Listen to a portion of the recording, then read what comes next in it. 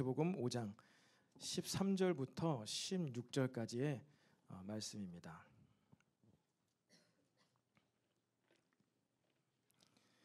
제가 먼저 13절 말씀을 읽도록 하겠습니다. 너희는 세상의 소금이니 소금이 만일 그 맛을 잃으면 무엇으로 짜게 하리요? 후에는 아무 쓸데없어 다만 밖에 버려져 사람에게 밟힐 뿐이니라. 너희는 세상의 빛이라. 산 위에 있는 동네가 숨겨지지 못할 것이요. 사람이 등불을 켜서 말 아래에 두지 아니하고 등경 위에 두나니 이러므로 집안 모든 사람에게 비치느니라. 함께 읽겠습니다. 이같이 너희 빛이 사람 앞에 비치게 하여 그들로 너희 착한 행실을 보고 하늘에 계신 너희 아버지께 영광을 돌리게 하라. 아멘. 네, 할렐루야. 네, 우리 이 시간도 좌우에 또 앞뒤에 있는 지체들과 함께 이렇게 권면하면서 인사를 해보도록 하겠습니다. 우리 성령 충만합시다. 시작. 성령 충만합시다. 성령 충만합시다. 우리 다시 한 번 더 우리 매일 기도합시다. 매일 기도합시다. 매일 기도합시다. 네, 우리 GNS 수료생들 십자가가 있는데 제가 못 풀어서 못 드렸어요. 이따가 끝나고 받아가시기 바랍니다. 십자가 있습니다. 네, 고생 많았습니다. 우리가 청년부 자체적으로도 뭐 훈련과 교육들이 있지만 또 아웃소싱을 해서 저희 다양한 이런 훈련을 하고 있습니다. 그래서 이제 또 앞으로도 여러분 이런 훈련이나 교육의 내용들 또 광고 뜰 때 관심 갖고 많은 참여해 주시기 바랍니다. 네, 오늘 참 또 많은 분들이 새롭게 우리 예배 가운데 함께 하신 것 같아요. 네, 주님의 이름으로 환영하고 축복합니다. 아마 지난 시간에 우리 행복축제, 지난 시간에 오후 3시에 있었던 행복축제를 통해서 또 우리 청년부를 알게 되고 안내받고 오늘은 이 시간에 우리가 청년부 예배로 이렇게 함께 하게 되었는데요. 이 자리가 이제 많이 비좁아진 것 같습니다. 그래서 참 오늘 많은 분들이 함께 했는데 하나님의 특별한 또 섭리하심과 하나님의 특별한 인도하심이 있는 줄로 믿습니다. 그래서 오늘 또 우리에게 주시는 말씀 듣고 우리의 마음이 새로워지게 되기를 소망합니다. 네, 우리가 이제 드디어 이제 팔복을 끝냈습니다.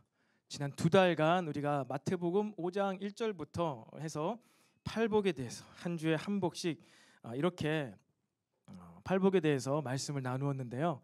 이제 우리가 이 팔복을 마무리하고 어찌 보면은 이 산상수훈의 본격적인 가르침으로 우리가 들어가게 되었습니다. 여러분 팔복 메시지 다 기억나시나요? 여러분 팔복이 무엇입니까? 팔복 8가지 복이겠죠. 말 그대로 8가지 복입니다. 그래서 지난 메시지를 생각하면서 나는 이 8가지 복 가운데 몇 개를 받았나? 나는 한 3개를 받은 것 같다. 나는 하나밖에 못 받았네. 나는 그래도 한 5개는 받은 것 같다. 여러분 그러면 그런 마음이 들으시는 분 혹시 계시나요? 지금 마음속으로 나는 그래 난 2번째 복을 받았지. 그런 마음이 드시는 분이 없기를 바랍니다. 여러분 팔복은 무엇이라고 했죠? 많은 신학자들이 이 팔복에 대해서 천국으로 가는 사다리다. 팔복에 대해서 이 팔복은 무엇이냐? 뭐 1복 받고 5복 받고 나는 복을 몇 개 받았네. 복 받았네. 아이고 좋다. 이게 아니라 이 팔복은 우리의 삶을 천국으로 인도하는 사다리와 같다. 천국으로 올라가는 사다리다라고 얘기를 했습니다. 여러분 1복의 내용이 무엇이었습니까? 1복. 첫 번째 복은 심령이 가난한 자는 복이 있나니 천국이 그들의 것입니다. 천국이 그들의 것이다. 천국으로 시작하죠. 그리고 마지막 팔복이 무엇입니까? 팔복 의를 위하여 박해를 받는 자는 복이 있나니 천국이 그들의 것임이라. 1복도 천국, 팔복도 천국. 그런데 좀 상태가 다르지요. 처음 상태는 어떠한 상태입니까? 심령이 가난한 자, 여기저기서 상처 입고 여기저기서 버림받아 가지고 아무런 소망도 없는 자, 그들에게 이 하늘의 복이 주어지게 된다는 것입니다. 너무나 연약한 존재인 것이죠. 어디서도 인정받지 못하고 버려진 자. 근데 그들에게도 이 하나님의 복은 천국으로 부어지는 것입니다. 그런데 이 마지막 복을 받은 사람의 모습이 어떠합니까? 마지막 복을 받은 사람은요 무엇이죠? 의를 위하여서 박해를 받는 자는 복이 있나니 천국이 그들의 것입니다. 이제 이 복의 인도하심을 받다 보니까 그 사람의 상태가 어떻게 되었죠? 처음에 심령이 가난한 자의 그러한 상태의 모습이 있나요? 이렇게 그냥 지나가다가 어깨만 푹 부딪혀도 눈물을 흘리면서 저 사람이 나를 왜 쳤을까? 내가 키가 작아서 쳤나? 내가 못생겨서 쳤나? 왜 그랬을까? 막 이러한 소심쟁이 이 내생적인 사람이었다가 마지막 팔복의 단계는 어떠한 단계이죠? 이제 의를 위하여서 박해를요 받는 거예요. 적극적으로 박해를 안 받을 수도 있는데 나는 아니다. 하나님의 의를, 하나님의 나라를 위해서 나는 마땅히 의를 감당하겠다, 감내하겠다. 어떻습니까? 이 사람의 상태가 바뀌었습니까? 안 바뀌었습니까? 완전히 바뀐 것이죠. 완전히 새로워진 것입니다. 자기를 부인하고 자기를 희생하며 살아가는 삶의 모습으로 바뀌게 된 거예요. 여러분, 이 팔복의 내용이 무엇입니까? 팔복, 이 복이 무슨 복입니까? 어떠한 복이 있고 이 복을 딱 얻는 복을 이야기하는 것이 아니라 팔복에서 이야기하는 복은요, 네가 이제 복된 삶이 된다는 거예요. 네가 이제 복이 된다는 것입니다. 하나님께서 아브라함에게 주셨던 그 복을요, 우리가 예수님을 믿음으로 말미암아 우리가 이 이스라엘과 같이 접붙임을 당하게 된 거예요. 그래서 우리가 받는, 예수님 안에서 받는 복은 어떠한 복이냐면요, 아브라함이 받았던 복을 받게 됩니다. 이게 로마서에 기록이 되어 있거든요. 그러면 아브라함이 거부가 되고 식솔이 많고 돈이 많았네, 나도 예수님 믿고 성공해야 되겠다, 예수님 믿고 부자 되게 됐다, 그래서 아브라함처럼 복 받아야지. 아닙니다.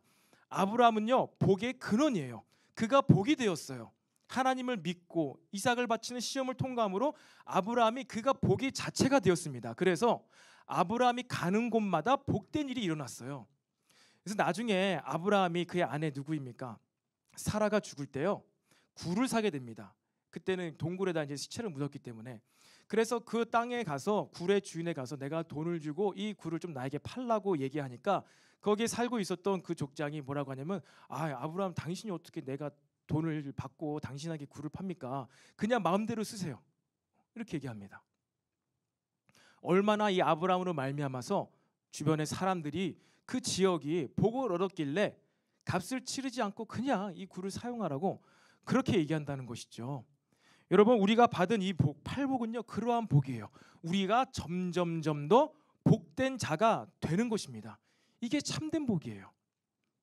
만약에 그러지 않고 내가 예수님 믿고 하나님께로 나아가서 그냥 어떠한 복, 어떠한 것, 이것을 많이 얻는 게 복이라면요, 그게 참된 복일까요? 우리의 삶을 보고서 나도 저 사람처럼 예수 믿고 나도 돈 벌고 취업되고 삶에 좀 복을 받아야 되겠다. 근데 왜 저 사람한테는 복을 주는데 나한테는 왜 복을 안 주시나? 하나님은 저 사람만 사랑하고 난 사랑하지 않으시네? 나는 이 믿음 생활 더 이상 못하겠다. 그렇잖아요. 삶이 다 다르잖아요. 예수님 믿는다고 우리의 삶 가운데 그런 어떤 세상적인 복이 동일하게 다 부어지지 않잖아요.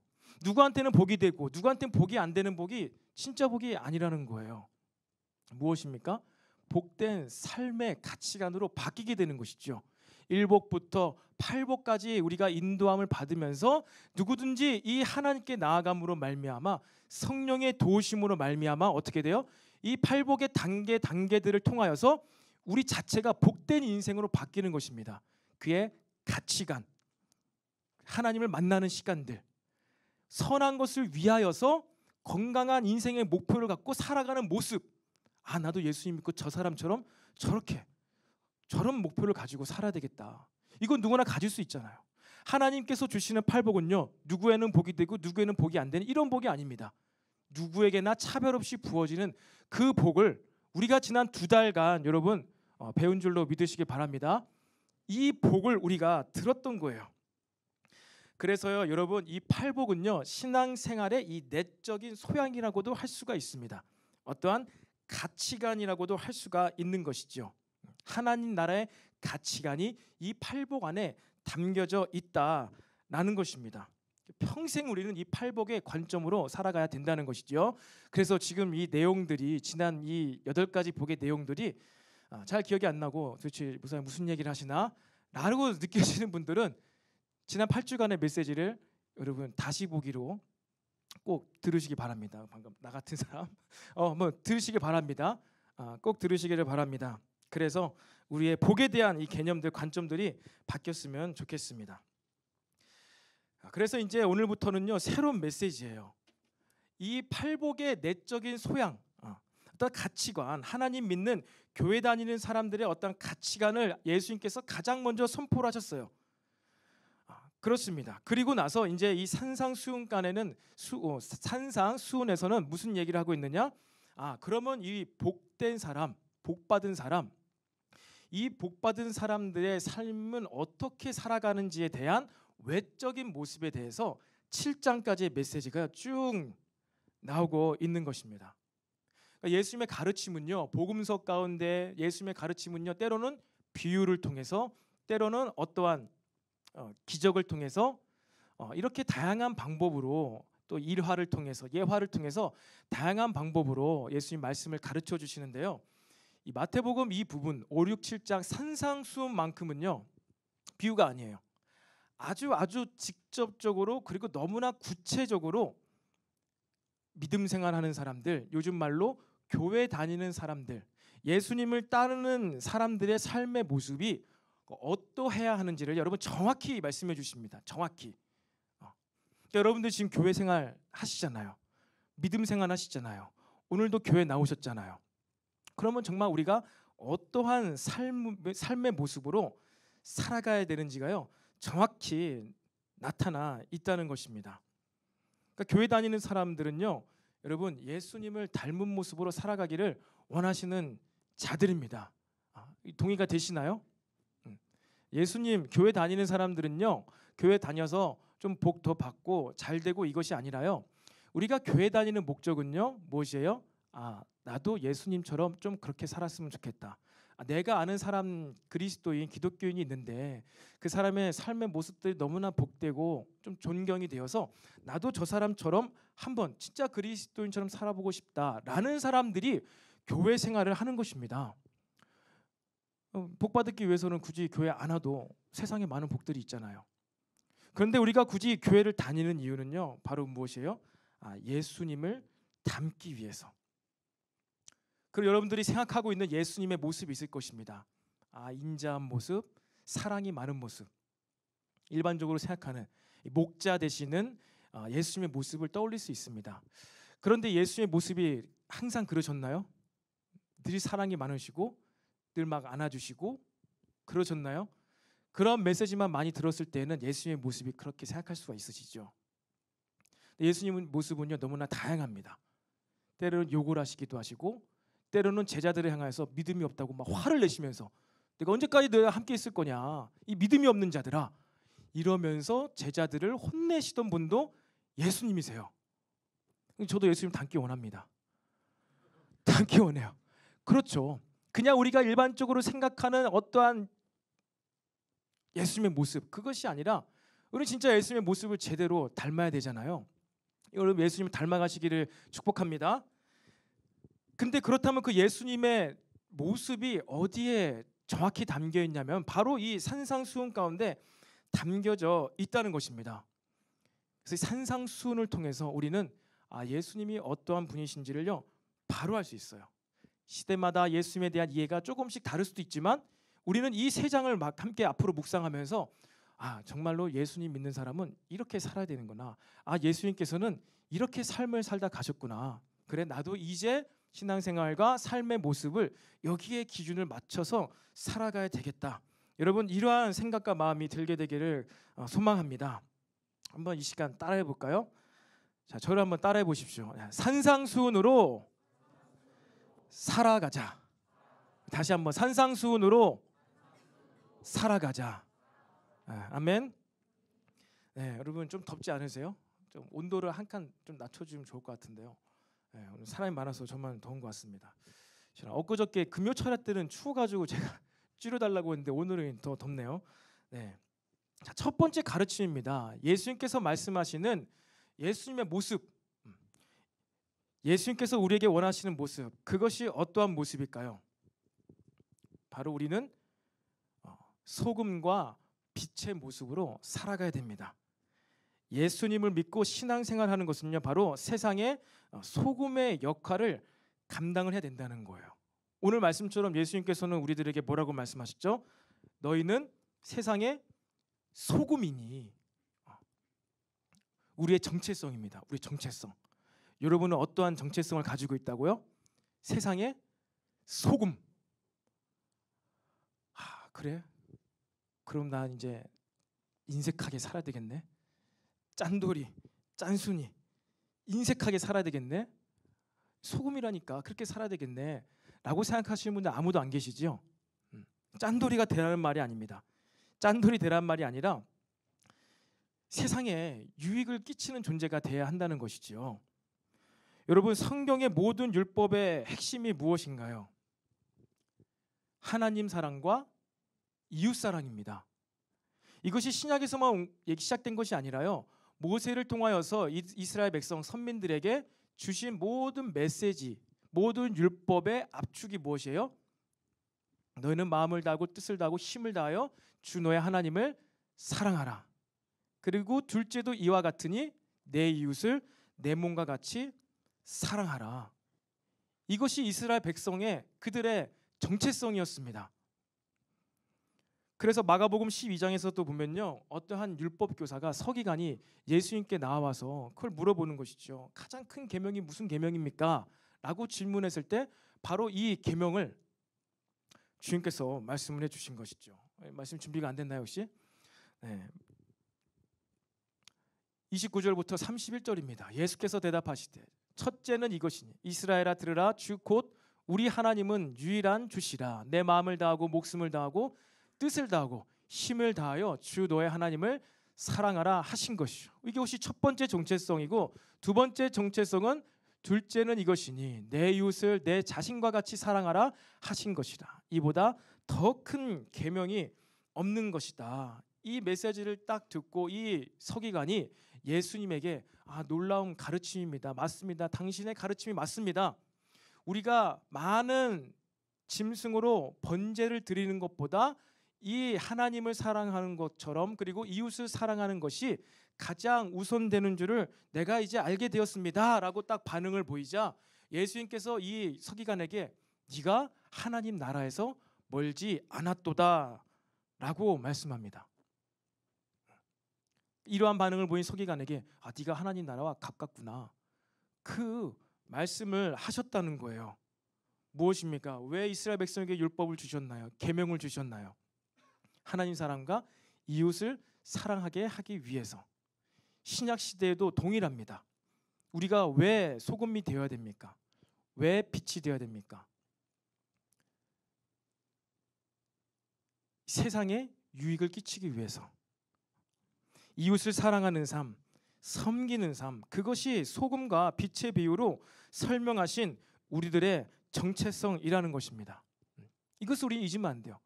내가 교회 다니면서 신앙생활하면서 나는 그렇지, 교회의 소금이 아니라 세상의 소금이지. 이것을 잊어버리는 순간, 소금된 정체성을 잃어버리는 순간 우리는 어떻게 될까요? 예수님 말씀처럼 세상의 비웃음거리가 된다는 것입니다. 너는 소금인데 왜 소금의 역할을 안 하는 거야? 너는 교회 다닌다고 하는데 왜 교회 다니는 사람들의 삶의 모습이 안 나타나는 거야? 이렇게 비웃음거리가 된다는 거예요. 왜 정체성에 맞는 삶을 안 사는 거야? 이게 바로 무엇이에요? 놀림거리가 된다는 것입니다. 비웃음거리가 된다는 것이죠. 여러분, 우리나라에서는요 보통 어떻습니까? 남자들은, 형제들은 보통 무엇을 입죠? 바지를 입습니다. 바지. 그렇죠. 우리 형제들 가운데 혹시 치마 입으신 분 안 계시죠? 다 바지를 입었습니다. 이 자매님들도 요즘에는 이제 바지를 많이, 요즘이 아니라 얼마 예전부터 바지를 많이 입기 때문에 이상하지 않아요. 근데 형제들이 만약에 건장한 형제들, 군인 형제들이 치마를 입고 왔어요 교회에. 그럼 어떻게 될까요? 비웃음을 사겠죠. 어머 왜 그래, 저 사람 이상해, 치마를 입고 왔대, 왜 저런 거야, 너무 웃기다, 이렇게 비웃음을 살 수도 있습니다. 혹시 우리 형제들 가운데 한번 치마를 입어본 적 계시나요? 치마를 입어본 적 있나요 혹시? 한 번도 없으시죠? 정체성에 맞지 않기 때문에. 네, 뭐 준비된 사진 있나요 혹시? 사진 한번 띄워보시겠어요? 여러분 한번 보세요. 지금 저기에 예전에 아이돌, 정말로 우리 가요계 우상과 같은 우리 그 그룹이 있습니다. 보이스 그룹이에요. 보이 그룹이에요. 아시죠? 누구죠? 네, 서태지와 아이들 모르세요? 문화 대통령 서태지? 여기서 드디어 이제 세대 차이가 나타나기 시작하는군요. 조금 목미 막 이런 표정으로 지금 20대 분들이 보고 계신데 이게 그 문화 대통령이었어요. 문화 대통령. 근데 여기서 서태지 씨가 지금 무엇을 입고 있죠? 치마를 입고 있어요. 치마. 그것도 알록달록한 치마를 입고 있습니다. 치마를 입고 있는데 여러분 어때요? 뭐라고? 잘 어울리나요? 멋있죠? 멋있나요? 이상해요? 좀 잘 어울리지 않아요? 아주 몸에 착 달라붙게 잘 맞는데 만약에 여러분 그런 상상하지 마세요. 근데 제가 치마를 입고 여기 딱 섰다고 생각해 보세요. 이 근육질의 다리에 막 송송송 털이 나 있는데 치마를 입고 왔어. 그 여러분들 아마 다 고개를 숙이고 오늘 목사님 왜 치마를 입고 오셨지? 이렇게 막 엄청 민망해서 어쩔 줄을 모르고 하나둘씩 떠나가겠지만 오늘 처음 오신 분들은 여기 이단교회 아니야? 이러면서 문을 박차고 나가시겠지만 이 사람이 치마를 입고 있으니까 여러분 어때요? 괜찮은데? 나쁘지 않은데? 예쁘네. 대부분 그렇지는 않겠지만 개 중에 몇 분은요 그렇게 생각할지도 모르겠어요. 지금 봐도 굉장히 약간 좀 이상하긴 한데 여러분 이때가 몇 년도인지 아세요? 저 보세요. 신혜라 결혼 발표 떴잖아요. 차인포 신혜라 결혼 1995년도였습니다. 무려 거의 30년 전, 28년 전에 치마를 입고 나온 거예요. 어마어마한 문화적 충격이었습니다. 그때 당시에 가요계 방송사에 머리를 염색하고 나오면은 방송 중지 처분을 내렸던 때였어요. 머리는 다 검었죠. 염색하고 나오면은 그 사람 그 가수는 방송 중지당해요. 정지. 그런 때인데 치마를 입고 나왔어요. 어마어마한 파장을 일으켰습니다. 그래가지고 엄청난 문화 대통령 수많은 이제 소녀 팬들을 거느리고 이렇게 활동을 열심히 하시다가 돌연 96년도에 은퇴를 했습니다. 몇 년 만에. 은퇴한 이유는 내가 창작의 고통이 생각보다 너무나 커서 힘들어서 이제 은퇴를 합니다라고 해놓고 이제 몇 년 후에 다시 복귀를 했는데 이제 꺼주세요. 이제 이분이 이제 은퇴하시고 나서 1996년도에 은퇴하시고 나서 1997년도에 어떠한 스타들이 등장했죠? H.O.T. 뭐죠? H.O.T가 뭐였죠? 핫 오브 티네이저인가요? 핫 오브 티네이저인가? H.O.T가 나오기 시작했고요. 그 다음에 누가 나왔어요? 이어서 6명의 보석 잭스키스가 나오기 시작했고요. 그 다음에는 우리 형제분들 우리 요정 SES가 넘자 1년 먼저 나왔어요. 우리 남성 형제분들 요정인 이제 SES가 나왔고 그 다음에 다음 연도에 핑클이 나왔습니다. 아이돌 스타들이 이 다음에 우후죽순 막 일어나기 시작했어요. 그러면서 어떠한 일이 발생된다면은 수많은 청소년들이 그의 집에 방에다가 아이돌 스타들의 이 포스터를 붙이기 시작했습니다. 그리고 H.O.T는요 이 마케팅 상품도 많이 있어가지고 그 당시에 이렇게 팬시점 가면은 이 소녀 팬들이 아줌마한테 가서 뭐라고 했냐면 우겨기 주세요, 희준이 주세요, 강타 주세요 이랬어요. 뭘 달라는 거예요? 털장갑. 문희준이 차고 나왔던 모자, 털모자, 털장갑 색깔이 다 달라요. 그래서 팬시점 가서 사람 이름을 대면서 얘 달라고, 얘 달라. 그럼 아줌마는 알아듣고선 이제 그걸 주는 거예요. 그러면서 그 당시에 지금도 그렇겠지만 그 당시에 전에도 뭐 이러한 가수들, 연예인들 우리 부모님 세대도 다 좋아했습니다. 다 좋아했는데 이때부터 학생들이 청소년들은 이제 뭘 해야 돼요? 다 팬이 됐어요. 팬덤이 생겼어요. 그래서 이 가요 탑10 같은 거 보면요, 진짜 어린 이 중고등학교 아이들이요, 심지어 초등학교 고학년 아이들도요, 이제 다 뭐예요? 주말만 되면은 다 방송사 가서 다 그거 보러 가는 거예요. 막 손 흔들면서 막 소리 지르면서. 그래서 친구들끼리 얘기할 때에도 이 가수들 얘기, 누구 얘기, 희준이 얘기, 우혁이 얘기, 강타 얘기를 안 하면은 이게 잘 대화가 안 되는 거예요. 이게 그냥 문화가 된 거예요. 사춘기의 아이들이 정체성이 어떻게 됐어요? 당연히 한 명쯤은 이 연예인들을 좋아해야만 하는, 좋아를 안 하면 내가 이상해지는 거, 왕따가 되는 거, 대화가 안 돼요. 사춘기 때는, 청소년 때는 다 저런 거야, 이렇게 돼버린 거예요, 어른들도. 그런데 여러분, 학생들, 중고등학생들의 정체성은 무엇이지요? 연예인들 따라다니고 가요태땡 가서 막 소리 지르고 팬이 되고 팬덤을 이루는 게 여러분 사춘기 때 정체성인가요? 자연스러운 모습이 그것인가요? 일반적으로 보편적으로 중고등학교 때는요, 이제 무엇이죠? 자기의 정체성을 알아가는 시점이에요. 다윗과 요셉도 바로 그 나이 때에 정확하게 하나님을 믿는 신앙과 삶에서의 어떤 하나님을 경외하는 삶이 딱 마음에 심겨져서 그때 믿음 시험 통과해서 하나님께 쓰임 받는 그러한 사람들이 되었습니다. 그러니까 사춘기 때는요, 자신의 정체성을 발견하고, 그리고 그 정체성 안에서, 하나님의 자녀된 정체성 안에서 내가 이제 앞으로 평생 무엇을 하면서 살아갈지를 준비하는 시간이에요. 공부하는 시간이에요. 자신의 취미와 은사와 달란트들을 알아가야 되는 시간이 가장 강하게 나타난 때가 사춘기라는 거예요. 그렇기 때문에 이 사춘기 때는 너무나 돌발적인, 독특한, 이 기성세대들은 이해할 수 없는 아주 유니크한 것들이 막 발현될 시기란 말이에요. 그런데 그 에너지를 다 어디로 갖다 쏟아붓게 만든 거예요? 그 시대 가운데에서 연예인들에게, 아이돌 스타들에게 쏟게 만든 거예요. 정체성이 확립이 되지가 않는 것이죠. 그런데 그것이 기이한 행동이고 이상한 일이지만, 또 남자가 치마를 입는 게 기이한 행동이지만, 아이돌 스타들이, 연예인들이 그런 걸 하면은 뭐예요? 그게 다 받아들여져요. 그러니까 뭔가 용납이 되어져요. 멋지게 보인다는 거예요. 그래서 정체성을 올바르게 확립해야 되는 그 사춘기 가운데 뭔가 정체성의 혼란을 겪고 우리는 그 시기를 지나쳐 왔다는 것입니다. 그런데 바로 이 정체성은요, 우리의 부르심과도 연결되어 있어요. 부르심과도. 그리고 이 부르심을 이루는 삶을 살 때 우리는 행복하게 살 수가 있다는 거예요. 근데 이 정체성도 모르고 그에 맞는 부르심도 모르니까 학창 시절은 늘 행복하지가 않아요.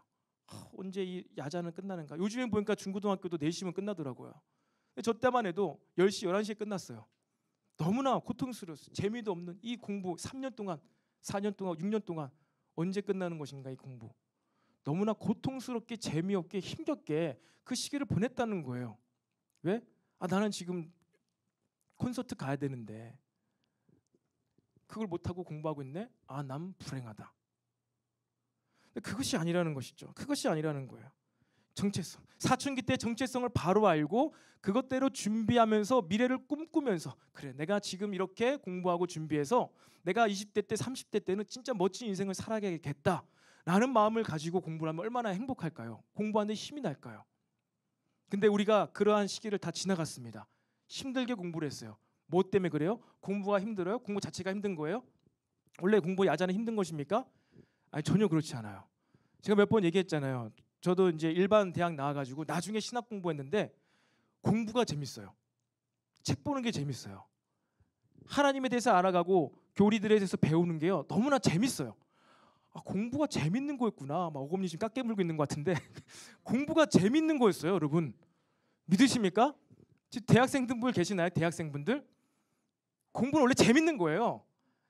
근데 우리가 재미없다고 막 이렇게 각인되어져 가지고 막 고통스럽게 공부를 하고 있지만요, 그렇지 않아요. 진짜 내 정체성을 알고 부르심을 이루어 가기 위해서 공부를 하니까요, 재밌더라는 것이죠.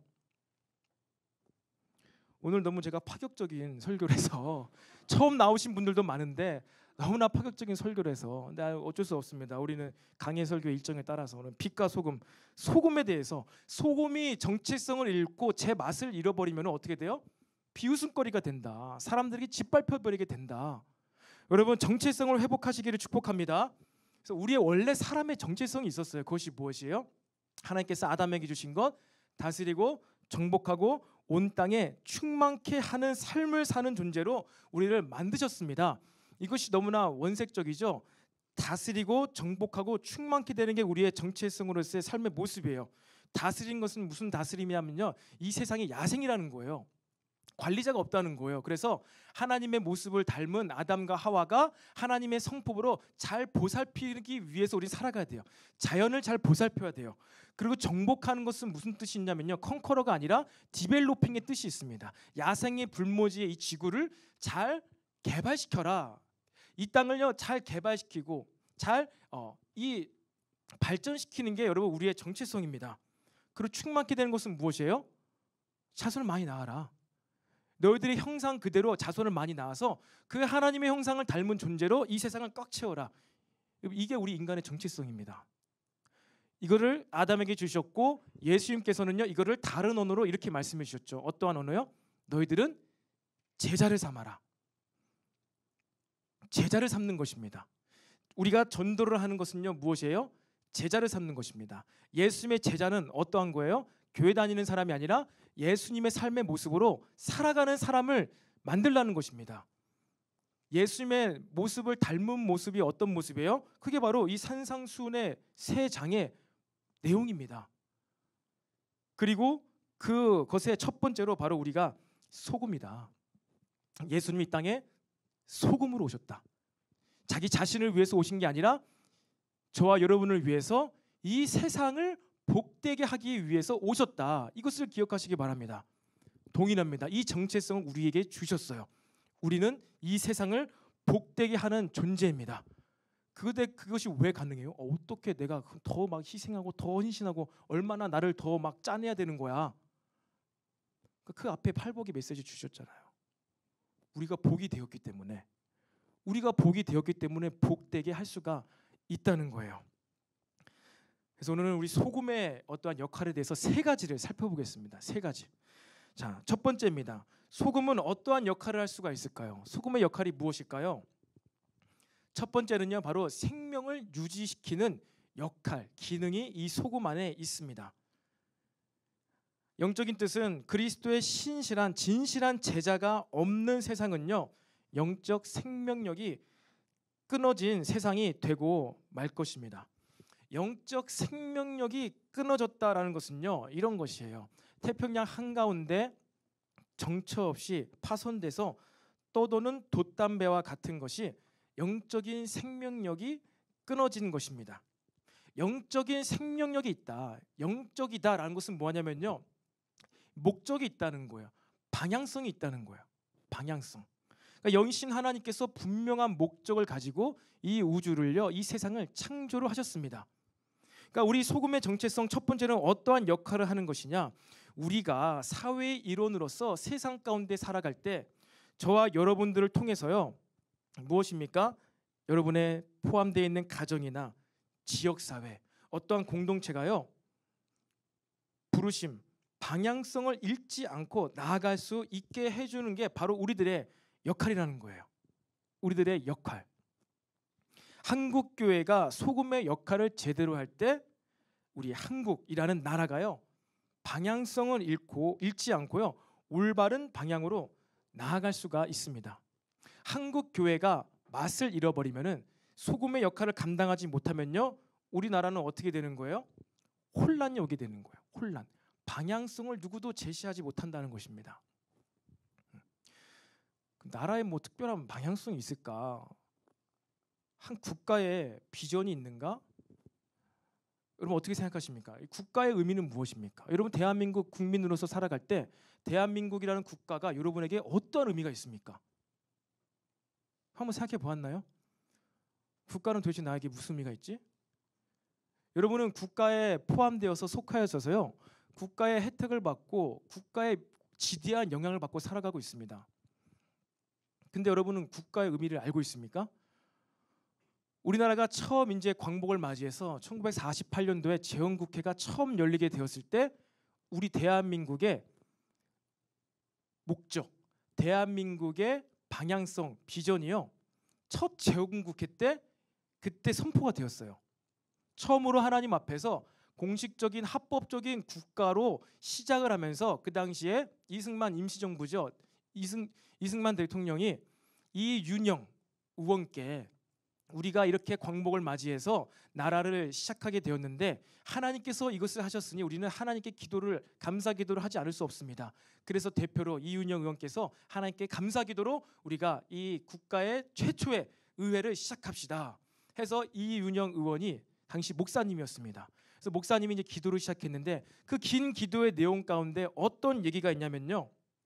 우리 대한민국이 무엇이에요? 남북이 통일되게 하여 주시옵소서. 남북 통일이 우리 남한의 어떤 목적입니다. 남북 통일을 하게 해 주시고 이 남북 통일을 통하여서 이 한반도 국가를 통하여서 세계 평화를 이루어 주소서라는 국가 비전을 제시를 했습니다. 여러분, 이 남한, 이 대한민국 국가의 부르신 목적이 무엇이라고요? 우선은 남북 통일.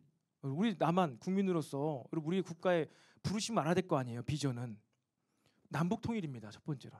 그 다음에 통일된 이 국가를 통해서 무엇을 하게 해달라고 했다고요? 세계 평화.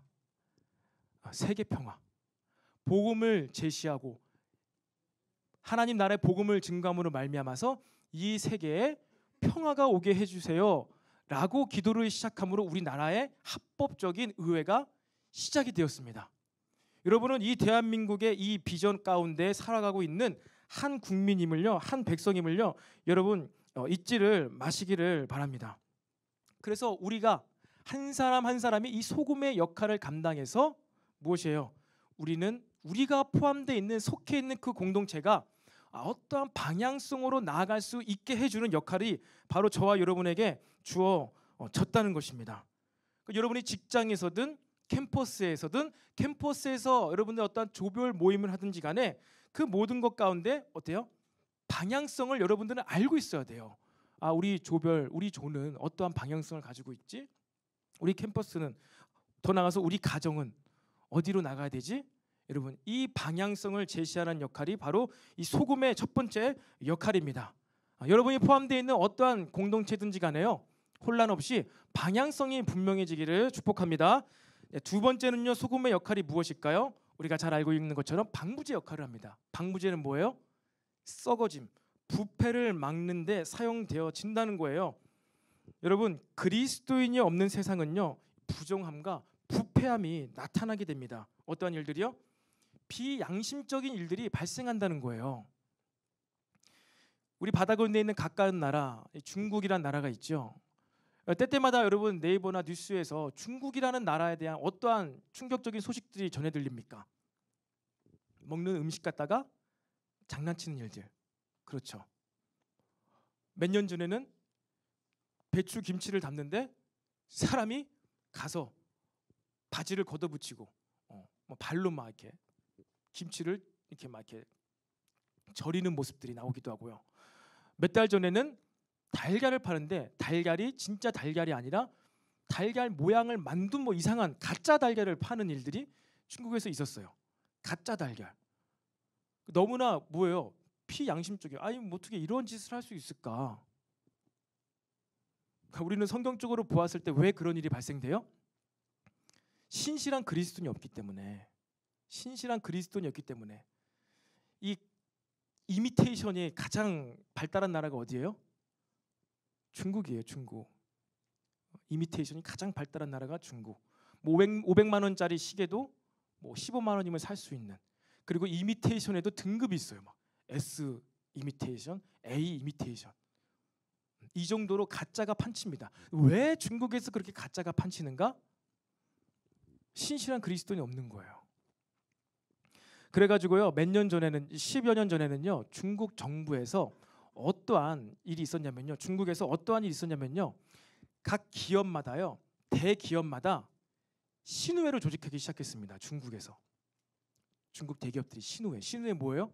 기독교 모임이요. 신우회 조직을 기업에서 의도적으로 만들었어요.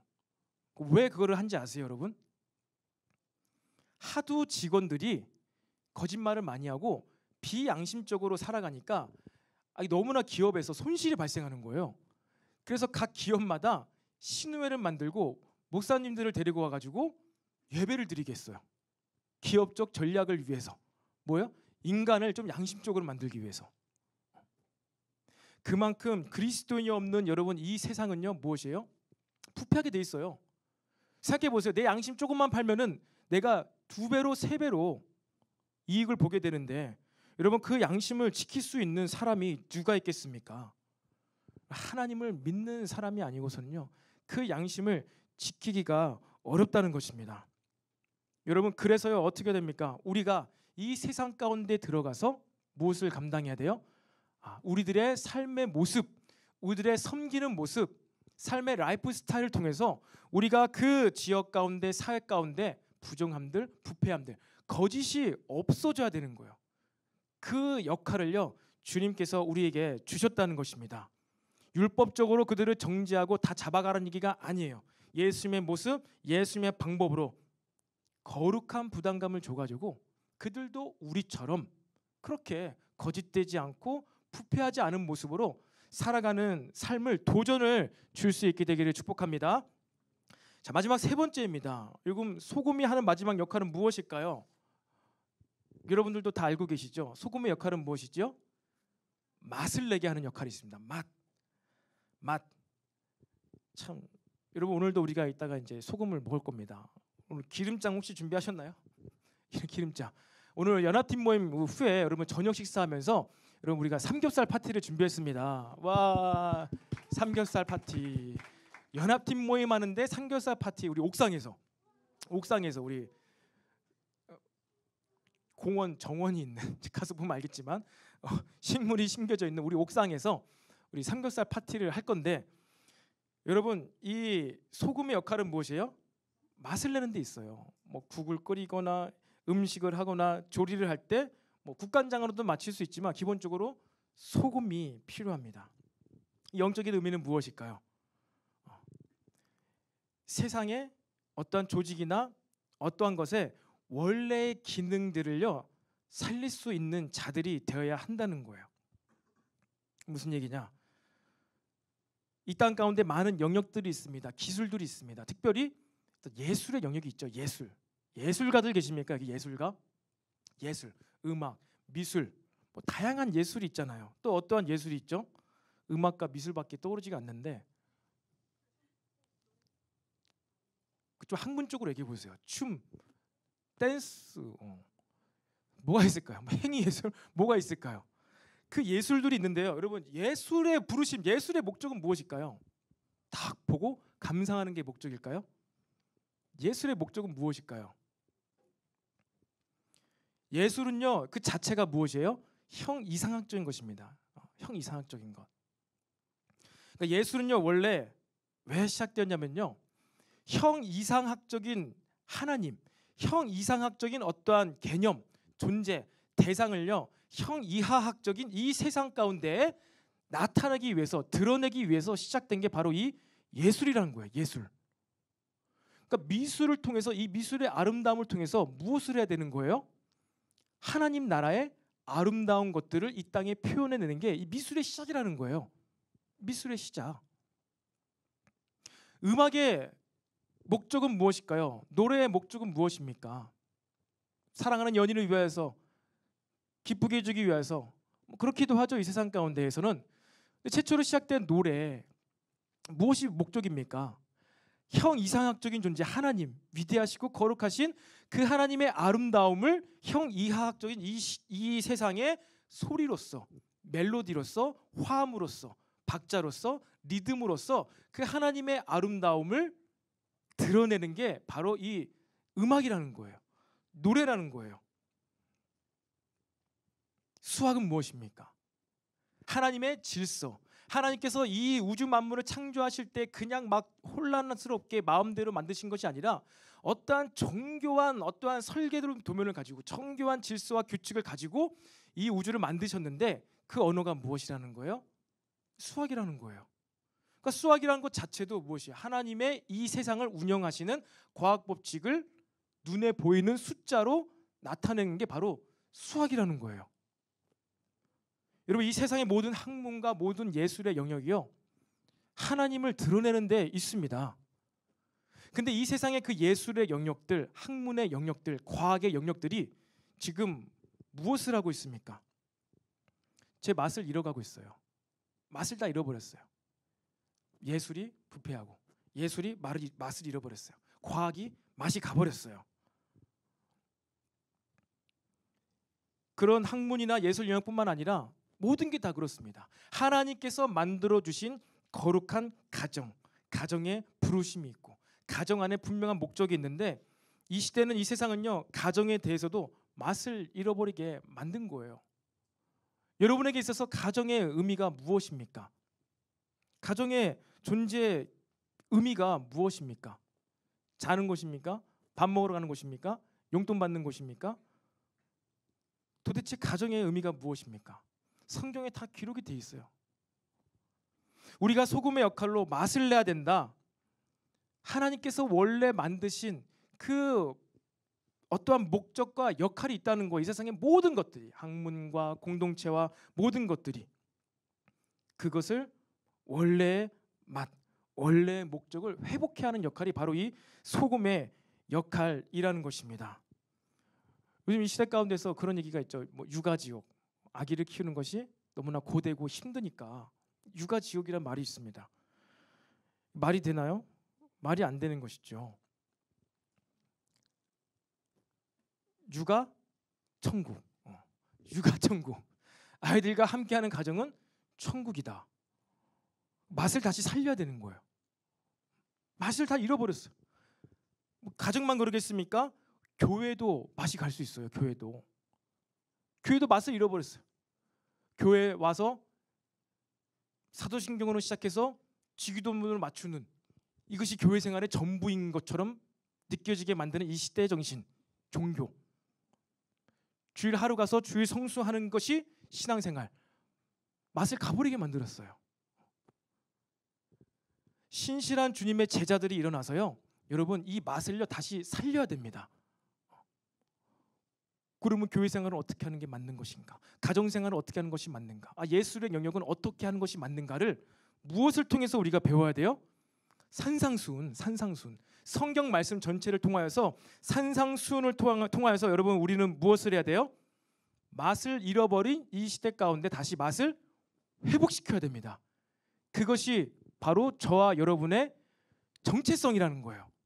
저와 여러분은 이것을 하는 소금의 존재로 예수님께서 부르셨다. 여러분 소금의 역할을 하는 삶을 살아가시기를 축복합니다. 이 정체성에 맞는 일을 할 때 우리는 행복할 수 있고 세상에 비웃음거리가 되지가 않는다는 거예요. 그래서 우리가 참된 소금이 될 때 그 다음에 무엇이 될 수 있어요? 진짜 그 다음에 빛이 될 수 있다는 거예요. 그러니까 이 소금과 빛을 따로 나누기도 하지만요, 사실 이것은 연결된 거예요. 우리가 진정한 참된 건강한 소금이 되면요, 그것 가운데 예수님의 빛이 비춰지면 어떻게 돼요? 착한 선행의 행실이 막 드러나게 돼서 하나님께 영광을 돌릴 수가 있게 된다는 것입니다. 여러분 하나님께서는요 우리의 인생의 어느 때 분명히 조명을 비추실 때가 있습니다. 빛을 비춰주신다는 거예요. 주목을 받게 할 때가 있다는 것입니다. 어릴 때는 그냥 묻어가면서 주목받지 않지만 사춘기를 지나고 대학교를 들어가고 졸업을 하고 직장생활에 또 들어가요. 그렇게 되었을 때 하나님께서 그리스도인인 여러분들을요 조명시킬 때가 있어요. 주목받게 할 때가 있다는 거예요. 내가 주목을 받는 딱 타이밍이 되었어요. 이 대학교 4년 동안에는 내가 나의 정체성을 숨기고 어떻게 4년을 버티면서 직장 생활을 딱 시작했는데, 직장 생활을 딱 시작하면은 첫날 시작하는 게 무엇이죠? 무엇을 합니까? 회식을 하죠. 회식 자리가 딱 시작된 거예요. 뭐예요? 하나님께서 당신의 삶을 빛을 비춰주시는 거예요. 빛을 쪼임을 당할 때가 있다니까 우리 인생 가운데. 근데 그때 우리가 진짜 건강한 소금이 되었다면은 무엇이에요? 하나님께 영광을 돌릴 수가 있어요. 근데 우리가 그때 건강한 소금이 못 되면 어떻게 돼요? 밖에 버리워져서 사람들에게 밟힐 수밖에 없다. 비웃음거리가 된다는 것입니다. 여러분 우리는 이 소금의 정체성을요 반드시 기억을 해야 됩니다. 부끄럽지 않기 위하여서, 그리고 정말로 맛이 변질되고 맛이 가고 있는 이 세상에 정말로 맛을, 그 기능을 회복시키기 위해서 우리는 소금의 역할을 감당해야 되는 줄로 믿으시기를 바랍니다. 우리 차한단 앞으로 나오시고요.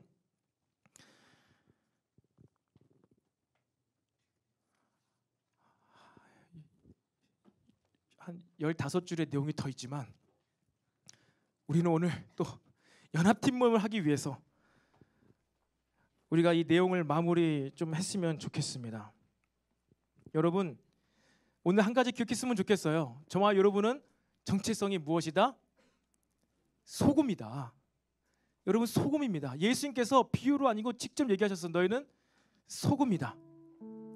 예수님을 따라 사는 삶, 예수님의 제자들은요 다 소금입니다. 교회 다니는 사람들은요, 누가 교회를 다니냐면요, 예수님을 닮고 싶은 사람들이 교회를 다니는 거예요. 나는 구원받고 싶어서, 천국 가고 싶어서 교회 다닙니다. 아니에요. 구원은요 예수님 안에 있어요. 교회 밖에도 구원이 있습니다. 교회 밖에도요 많은 세상 복이 있습니다. 교회 밖에도요 많은 유익함이 있어요. 세상적 복됨이 교회 밖에도 있습니다. 근데 우리가 굳이 신앙생활을 하며 교회 생활을 하며 더 나아가서 공동체 생활을 하는 이유는 무엇이에요? 이 시대 문화 가운데 더욱더 예수님을 닮기 위해서요. 예수님을 닮기 위해서 우리는 교회를 나오는 것입니다. 주일 성수를 하기 위해서 교회를 나오는 게 아니에요. 주일 성수 못하러 합니까? 주일 성수 안 해도 천국 가요. 내가 그럼에도 불구하고 또 오늘 새가족분들 많이 오셨지만요, 내가 수많은 교회 가운데 그래도 알아보고 찾아보고 그래서 어떠한 공동체, 교회를 선택하고 나오는 이유는 뭐예요? 이 교회 공동체를 통해서 내가 조금이라도 더 예수님을 닮아야 되겠다. 우리는 예수님을 닮아갈 때 부끄럽지 않은 삶을 살아갈 수가 있게 되는 것입니다. 그리고 우리가 예수님을 닮은 모습으로 세상의 빛과 소금의 역할로 살아가겠다라고 결단하고 다짐하고 또 기도를 할 때 우리는 성령 충만, 성령님을 만나고 성령님의 능력을 경험할 수가 있게 되는 것이에요.